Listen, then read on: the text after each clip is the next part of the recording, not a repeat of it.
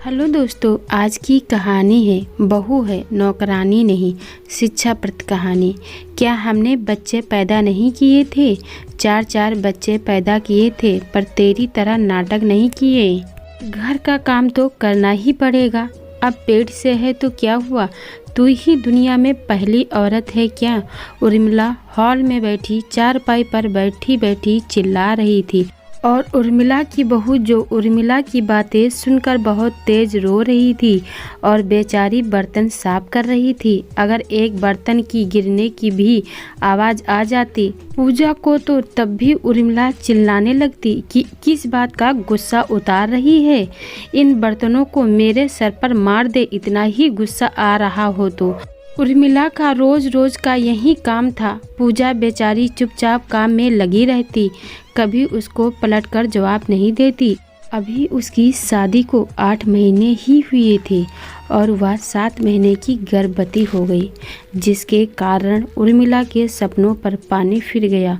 उसने सोचा था छोटी बहू के आते ही मैं राज करूंगी, पर लेकिन पूजा के आते ही कुछ ही महीनों में गर्भवती हो जाने से उर्मिला दिन भर गुस्सा करती रहती। दोनों बड़ी बहुएं तो अपने पतियों के साथ दूसरे शहर में चली गई थी।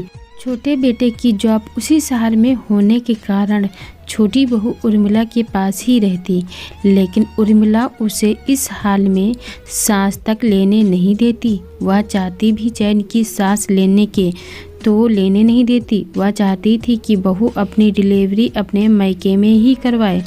हम इसके नौकर नहीं हैं। उर्मिला ने तो पूजा की शादी होते ही घर की नौकरानी को भी हटा दिया था, यह कहकर कि हमारी बहू आ गई है, अब यह नौकरानी का क्या काम है। नौकरानी भी कहने लगी बेचारी बहू इसके साथ कैसे रहेगी। उर्मिला का बेटा सुबह सुबह ऑफिस निकल जाता और शाम को देर से घर आता। अपने बेटे के सामने तो उर्मिला बहू को कुछ नहीं कहती, लेकिन बेटे के जाते ही उसे चैन से पानी भी नहीं पीने देती। पूजा दिन भर दिन कमज़ोर होती जा रही थी। इस बार जब डॉक्टर के यहाँ गए तो डॉक्टर ने पूजा को बहुत डांटा। ऐसे तो बच्चे की जान को खतरा है। उनके पति ने कहा कि अब से मैं इसका ज़्यादा ख्याल रखूँगा। अगले दिन अभी जल्दी घर आ गया। जैसे ही घर के दरवाजे पर पहुंचा, उर्मिला पूजा पर बहुत तेज से चिल्ला रही थी और साथ ही साथ उसके घर वालों को भी अपशब्द बोलने लगी, लेकिन पूजा चुपचाप सुन रही थी। उर्मिला के बेटे अभी तो गुस्से से लाल पीला हो गया। उसने अपनी माँ को कहा, तुझे नहीं दिखता कि इसकी तबीयत इतनी खराब रहती है? मुझे क्या पता था कि तू मेरे पीछे इससे इतना झगड़ा करती है। पर उर्मिला कहाँ चुप होने वाली थी।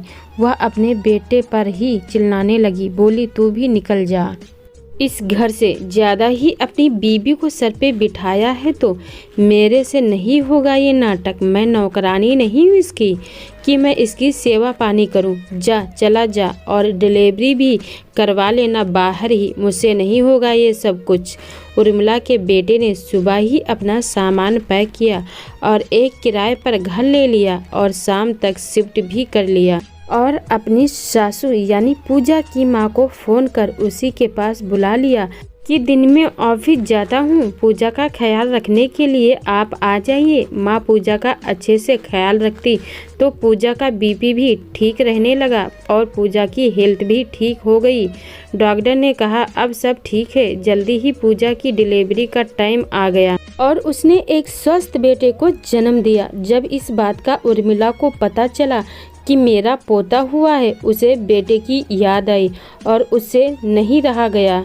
वह अपने पोते से मिलने अपने बेटे के नए घर पहुंच गई।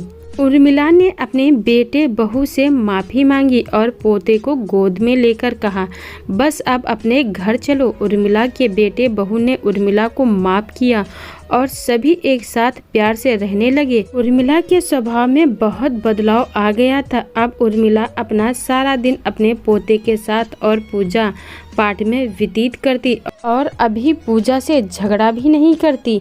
अभी और पूजा भी अपनी माँ में आए इस बदलाव को देखकर बहुत खुश थी।